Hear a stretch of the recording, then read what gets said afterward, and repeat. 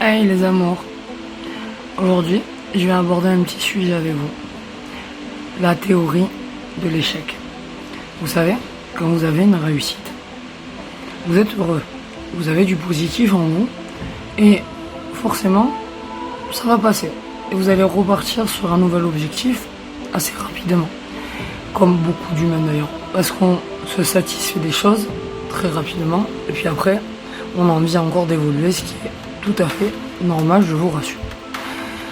Et puis, il y a une autre théorie qui vient des États-Unis et que j'aime beaucoup, qui parle de la force et de l'expérience des échecs que l'on peut vivre.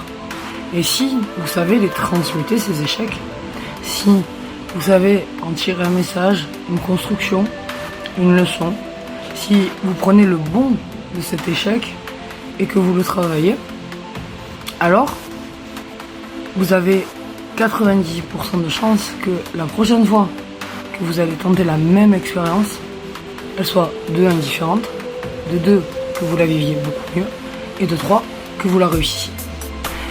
Bien sûr, ça marche pas à tous les coups, mais s'il y a un tant pis, c'est qu'il y a un tant mieux quelque part. Alors, déjà la première chose quand on a un échec, c'est de se regarder en face et de se dire que, ok, on a fait des conneries, c'est la vérité. On n'a sûrement pas tout bien fait, sinon on aurait réussi. Donc, ok, c'est la première chose, c'est l'acceptation. Malheureusement, j'ai essayé, ça n'a pas marché. Le résultat, il est comme il est. Mais j'ai rien à regretter. Parce que ce que j'ai fait, je l'ai fait avec mon cœur. Donc, c'est pas grave. Et qu'est-ce que je peux en tirer? Voilà, ça c'est la deuxième partie. Qu'est-ce que je peux en tirer? Qu'est-ce que je peux en faire? Comment je peux le transmuter pour que la prochaine fois, ça soit mieux? Ça peut être au niveau professionnel, amical, social, relationnel, amoureux, peu importe. Alors, aujourd'hui, je vais pas vous donner de conseils.